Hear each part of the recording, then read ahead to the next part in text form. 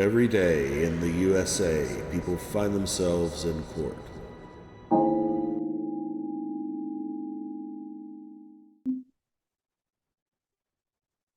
You do a quick back to the dormitories. And Jim, your client? Well, Judge, I'll be honest with you, I don't recognize this Mr. Van Beaver. Mr. Jackson, Your Honor. Judge, I don't have a Mr. Jackson's file. Neither do I, Your Honor. And I do not have Mr. Jackson's file either. We need to figure out why he's here. The extradition. I believe it's an extradition to Dakota, South Dakota, North Dakota. Oh, I called you Friday and talked to you Friday about it. you did. By the way, I checked the statutes. It's 30 days. There ain't no limit, there ain't no time limit in the law books. So not sure why. I understand it. Mr. Jackson's waived an extradition. He's awaiting that receiving state to come pick him up. By statute, they have 30 days to do that. That was right at 2 weeks ago, if I remember correctly. Yes, it was. Okay. So Actually, that is not the first time that I actually went for my first appearance. The first time I went to my first appearance was with this judge right here. okay. And then they came through the back door and put me in front of Jane Satterfield and said this was my first appearance for my extradition hearing, which it was not my first appearance. It was my first appearance was with Judge Hart. Is when I first came to jail. Okay. So I guess I'm trying to figure out, Judge, we have a waiver of extradition. We're still within the time where the state has to come pick him up, which again, by statute is 30 days. I checked it last week when I spoke with Mr. Jackson.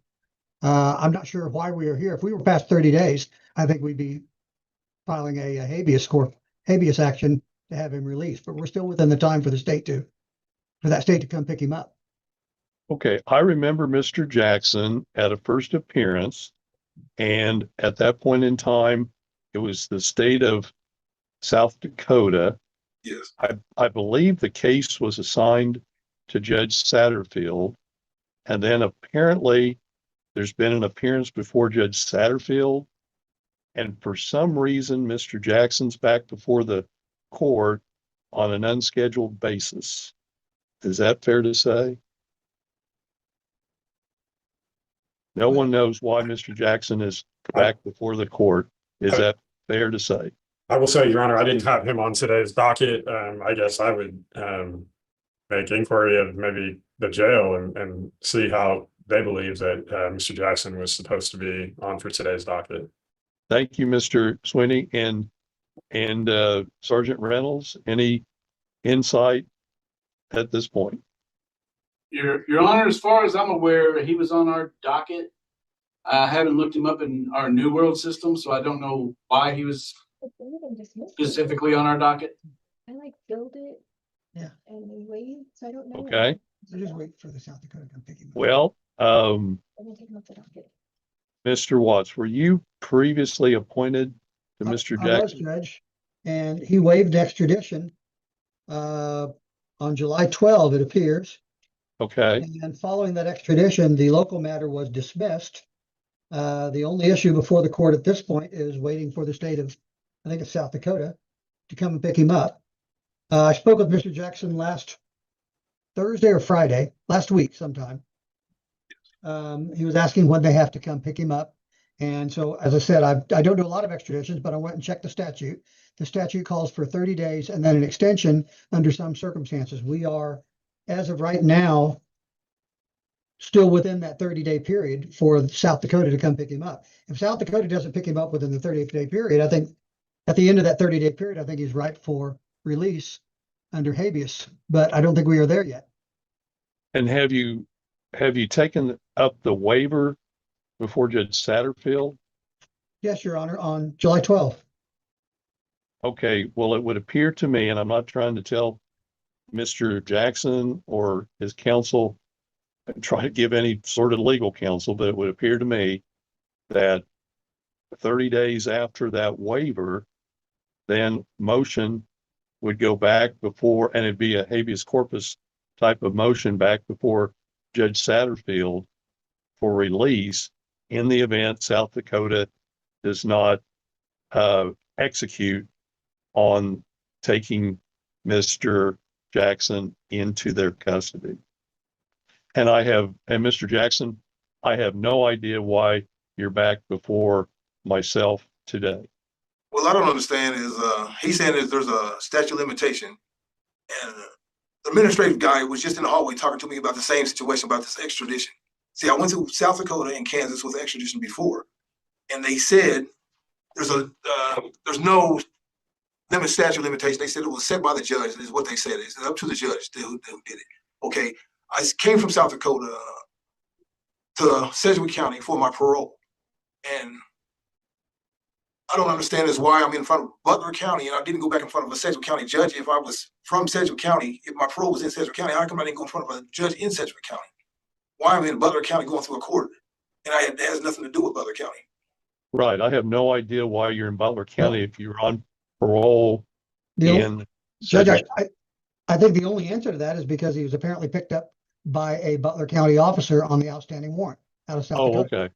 Yes, but still, all these people get transferred back and forth from here to Sedgwick County. There's another guy I'm in the block with right now with the same situation where he was on parole from another state. Okay, and from Sedgwick County, they took him back to Sedgwick County in front of a judge. That's what I don't understand is why I'm in Butler County going through it and I didn't go back to Sedgwick County in front of a judge. That's where my parole was at.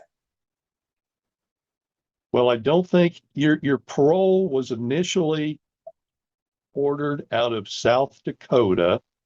There was interstate compact affected to send you to Sedgwick County to serve parole. Yes. When you were you stopped for like a speeding or a tag violation or something like that? Were you stopped in Butler County? Oh, they came to a residence where I was staying at for the last 8 months in the Meadowlark, it was called Meadowlark Apartments. Butler? Yeah. Meadowlark Apartments, Meadowlark Apartments. I was there at 1115 Clark Avenue. Let me interrupt you for just a moment. Okay. Where are the Meadowlark Apartments? High in Summit and Clark Street, like high in between Sheldon and High Street. In El In Dorado. Augusta? No, in El Dorado, right by the Texaco refinery, the truck route. No, In Augusta, or which, El Dorado? Okay, okay, very good. Oh, that's why this action's brought in Butler County. Because That's why it's brought in Butler County. But why? I'm not gonna say no more. That's cool. That's cool. I know what I got. Well, anyways, Mr. Watts, you know that Mr. Jackson is still out at the jail, and apparently it's been about 2 weeks since he's waived his right to extradition, and South Dakota has 30 days to get him picked up. So after that point in time, you may be coming back before Judge Satterfield on a habeas corpus motion.